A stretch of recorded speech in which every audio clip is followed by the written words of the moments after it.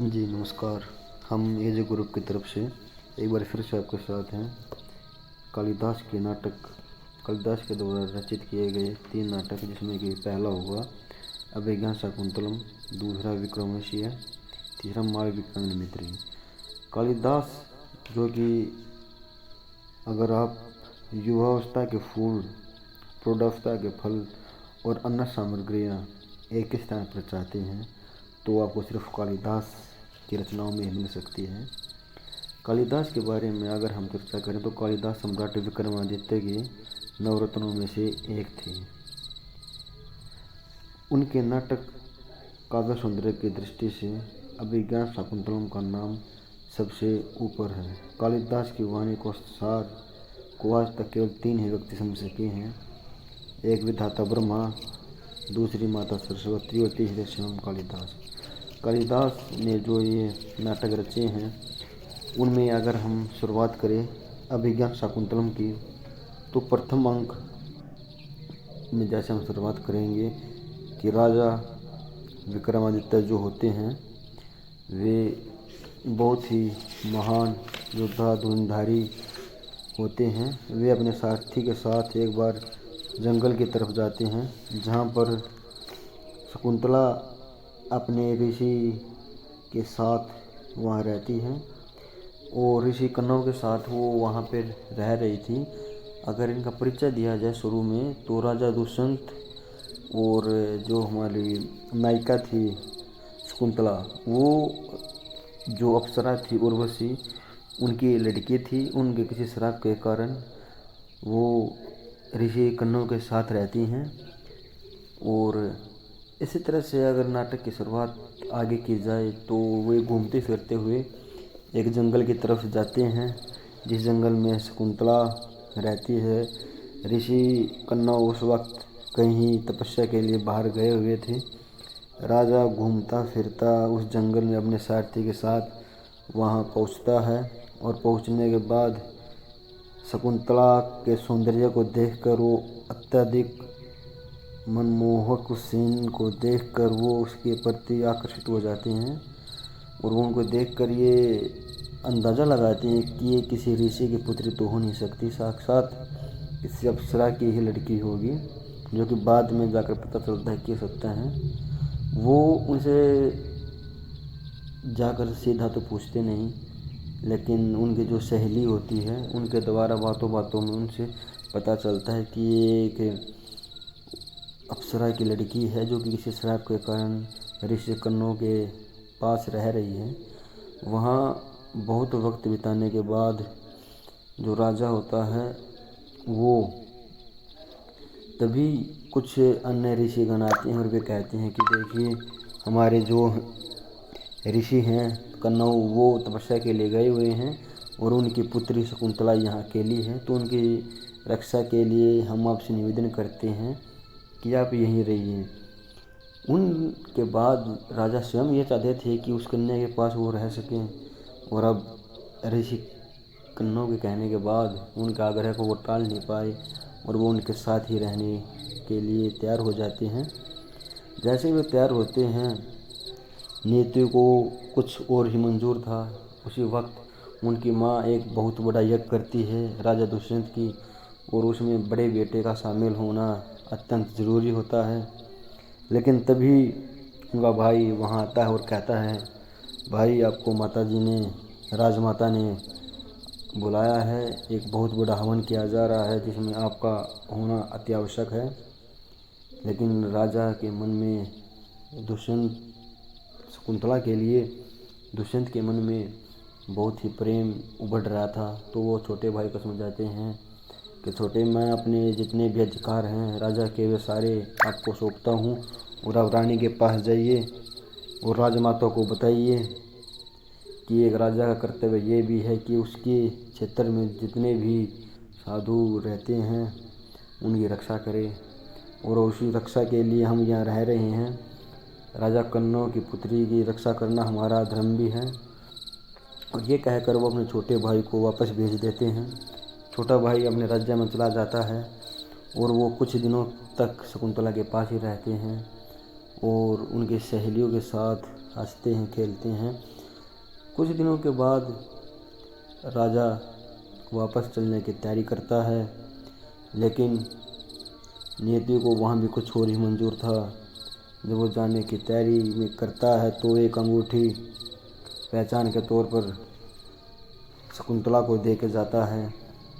शकुंतला उनके ख्यालों में खोई रहती है। तभी एक ऋषि आते हैं, दुर्वासा नाम के जो ऋषि होते हैं वो आते हैं और उनको कहते हैं कि भिक्षा लाओ। शकुंतला राजा दुष्यंत के ख्यालों में खोई हुई थी। उनके ख्यालों में खोने के कारण वो उनकी आवाज़ सुन नहीं पाई। तभी ऋषि दुर्वासा गुस्सा हो जाते हैं और गुस्सा होने के बाद वो उनको श्राप देते हैं कि जिसके ख्यालों में कन्या तुम खोई हुई हो, हम तुम्हें श्राप देते हैं कि वो तुम्हें भूल जाएंगे। ऐसा करने के बाद वो चले जाते हैं। उनकी सहेलियां उस ऋषि को देख लेती हैं कि ये तो ऋषि दुर्वासा थे, जो कि बहुत ही महान तपस्वी हैं, और गुस्सा होकर वापस जा रहे हैं। हमारी जो कन्या थी, हमारी सहेली हैं, वो तो इस बात को समझ नहीं पाई। वो तो ख्यालों में है राजा दुष्यंत के, लेकिन हमें तो कुछ करना होगा। तो वो जाके राजा ऋषि दुर्वासा के पास जाती हैं और कहती हैं, महाराज ऋषि गुरुवर, उस कन्या से वो आपको जानती नहीं है और पहली गलती तो स्वयं भगवान जी माफ़ करते हैं, और आप तो इतने तपस्वी हैं, आपको तो एक मौका देना ही चाहिए। अगर आप श्राप को वापस नहीं ले सकते तो कुछ श्राप को काटने की कोई विधि बताइए। तो राजा के द्वारा जो दी गई अंगूठी होती है, दुर्वासा ऋषि कहते हैं कि अगर ये कन्या उस राजा को उसकी दी हुई कोई भी वस्तु उसे दिखाई देगी तो इसको सब स्मरण हो जाएगा, वरना वो इस लड़की को बिल्कुल भूल जाएगा। ये कहने के बाद ऋषि दुर्वासा चले जाते हैं और फिर पाँचवां अंक शुरू होता है, जिसमें कि दुष्यंत का राज दरबार लगा होता है। और फिर ऋषि कन्नौ आते हैं वापस एक तरफ। आने के बाद उनको सब बातों का पता चलता है कि राजा दुष्यंत आए थे, कुछ वक्त यहाँ रहे हैं, और फिर वो इनको प्रेम में इनके घिर गए, और उसके बाद फिर वो वापस चले गए अपनी राजधानी में। उनके बाद राजा के पास उनकी धर्मपत्नी को भेजने के लिए ऋषि कन्नौ कहते हैं कि जाओ मेरे दोनों सेवकों, दुष्यंत की शकुंतला के साथ तुम जाओ। दुष्यंत के वहाँ पहुँचने पर दुष्यंत के ऊपर दुर्वासा ऋषि का श्राप था, तो वो शकुंतला को देखकर पहचानने से इनकार कर देते हैं। वो कहते हैं कि देखिए देवी, हम आपको बिल्कुल भी नहीं जानते हैं, और उनके द्वारा अगर हमारे द्वारा कोई वस्तु दी गई हो तो हमें वो दिखाइए। लेकिन जब शकुंतला आ रही थी तो रास्ते में एक नदी को प्रणाम कर रही थी, तभी उनके हाथ से वो अंगूठी निकल जाती है, और फिर वो अंगूठी निकलने के बाद उनको दोबारा दिखाने के लिए कुछ भी नहीं था। वहाँ पर उसके सेवक जो थे ऋषि के कन्नौ के, वो उसको छोड़ कर चले जाते हैं। वे कहते हैं अगर एक लड़की का विवाह हो गया तो वो अपने ससुराल ही रहेगी, वापस नहीं आएगी, और या तो तुम सेवक ही बन के रहो या फिर कहीं और चले जाओ। ये सुनकर वो लड़की वहाँ पर नहीं रहती, वो उस जगह को छोड़कर चली जाती है। लेकिन वो अंगूठी जिस नदी में गिरी थी, उस नदी में एक मछली होती है, वो मछली उस अंगूठी को ले लेती है, और फिर वो एक मछुआरे को मिलती है। मछुआरे के पास जाने के बाद मछुआरा सुनार के पास जाता है उसे बेचने के लिए। सुनार पहचान लेता है कि ये तो राजा की है। सुनार कहता है कि तू चोर है। वो कहता है कि नहीं, मैं चोर नहीं हूँ, मुझे ऐसे ऐसे मिली है। तो वो कहता है कि चलो तो तुम्हें राजा के पास लेकर चलते हैं। राजा के पास जाने के बाद राजा जैसे उस अंगूठी को देखता है तो उसका सारा वृत्तांत याद आ जाता है जंगल का, और वो अपनी उस भूल पर बहुत पछतावा करते हैं। लेकिन पछतावा करने पर कुछ नहीं मिलता उन्हें, क्योंकि उस वक्त तक शकुंतला जा चुकी होती है। लेकिन जैसे ही वो अंगूठी देखता है तो उसे सब कुछ याद आ जाता है, और अपनी इस भूल को सुधारने के लिए वो मन में लिए जलन उस प्यार की, वो उनको ढूंढने के लिए निकल जाता है। और उस वक्त तक शकुंतला इंद्रलोक में जा चुकी थी, क्योंकि वो एक उर्वशी अप्सरा की पुत्री थी, तो उनको वहाँ अकेले नीचे नहीं छोड़ सकती थी उनके माताजी। और फिर यह जब उन्हें पता चलता है उनके माता उर्वशी को, तो वो वापस उनको नीचे छोड़ जाती है। जैसे ही वो नीचे छोड़ कर जाती है तब उनको सब स्मरण हो जाता है, और फिर वे दोनों एक साथ रहती हैं। इंद्रलोक से उनकी वापसी होती है और पति शकुंतला एक साथ ही रहती हैं। दूसरा वृत्तांत जो बताया गया है नाटक में, उसमें 6 भागों में वो बांटा गया है, जिसमें कि पहले भाग में एक अप्सरा होती है उर्वशी नाम की, और बात ये उन दिनों की होती है जिसमें राजा के द्वारा बताया गया था कि हमारे स्वर्ग लोग पर राक्षस हमला कर देते हैं। उनकी रक्षा के लिए राजा दुष्यंत जाते हैं इंद्रलोक, इंद्र की सुरक्षा के लिए इंद्रलोक में जाते हैं। तो उनको वहाँ उर्वशी देख लेती है और उर्वशी राजा दुष्यंत पर बहुत ज़्यादा मोहित हो जाती है, और फिर वो देखती है और उनके प्यार में बहुत ज़्यादा गिर जाती है। वो हमेशा उनके ख्यालों में ही लगी रहती है। वहाँ कई सालों तक रहने के बाद युद्ध को ख़त्म करके राजा दुष्यंत वापस पृथ्वीलोक पर आ जाते हैं। पृथ्वीलोक पर आने के बाद जैसे ही वो उनको देखती है राजा दुष्यंत को, तो उनके ख्यालों में खोई रहती है। फिर वो सोचती है कि क्यों न पृथ्वीलोक पर चलकर राजा दुष्यंत को देखा जाए। तो वो अपनी सखी को लेकर पृथ्वीलोक पर आती है और राजा दुष्यंत को देखने के लिए उनके राजमहल में जाती है।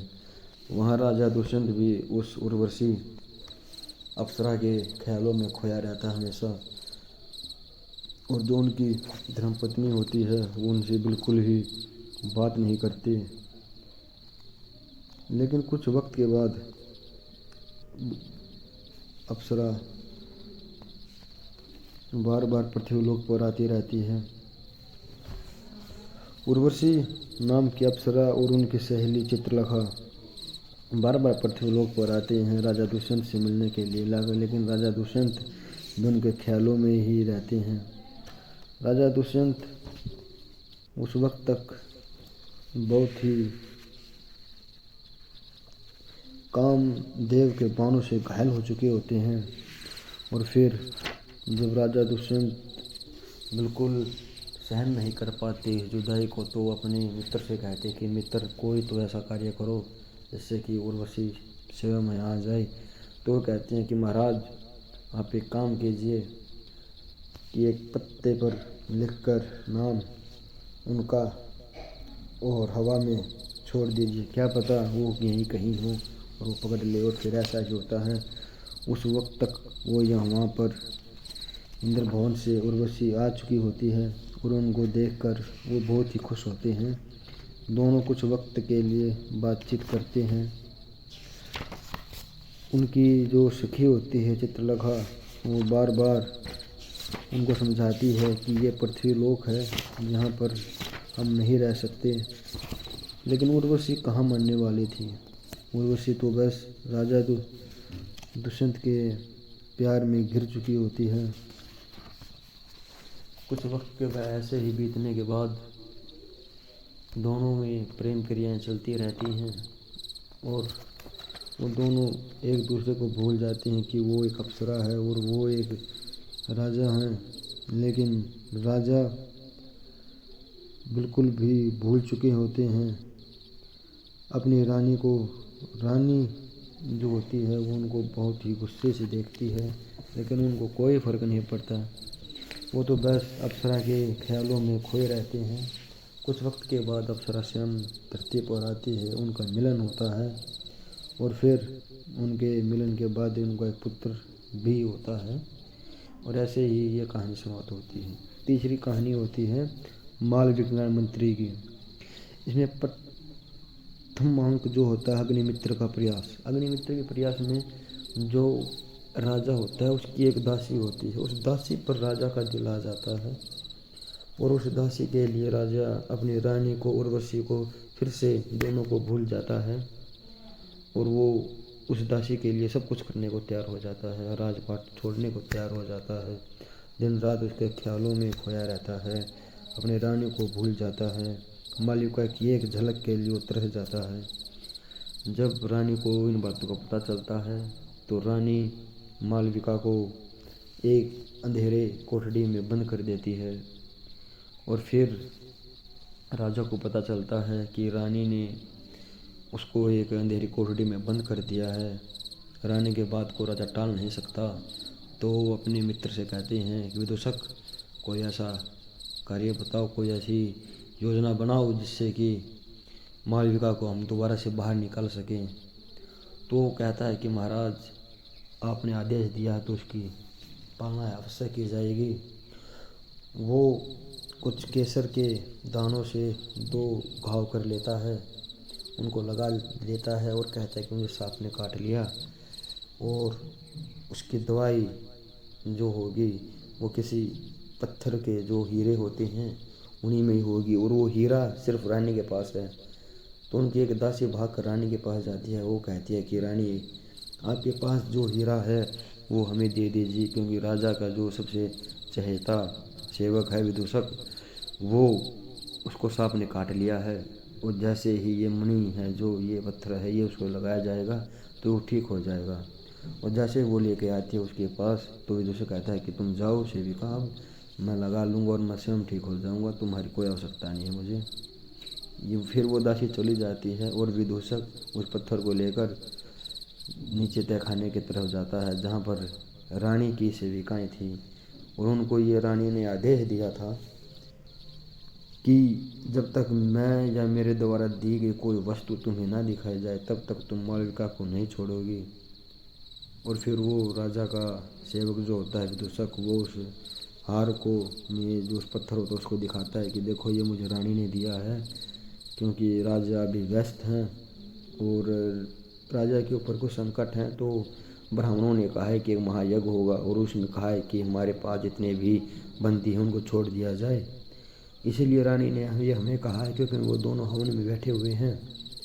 ये कहने के बाद वो स्वयं उनको छोड़ देती हैं और वो लेकर मालविका को राजा के पास दूसरे महल में चला जाता है। ये बात जब रानी को पता चलती है तो रानी बहुत गुस्सा करती है, लेकिन वो जाने के बाद राजा से कहती है कि राजा, आप तो राजा हैं, आप कुछ भी कर सकते हैं, हमारे पास रहने के लिए है ही क्या। लेकिन फिर इनमें जो बताया गया है उनके द्वारा कालिदास जी ने कहा है कि सबसे अच्छी पत्नी वो होती है जो पति की खुशी के लिए उनकी दूसरी शादी भी कर दे। तो रानी बहुत सोच समझ कर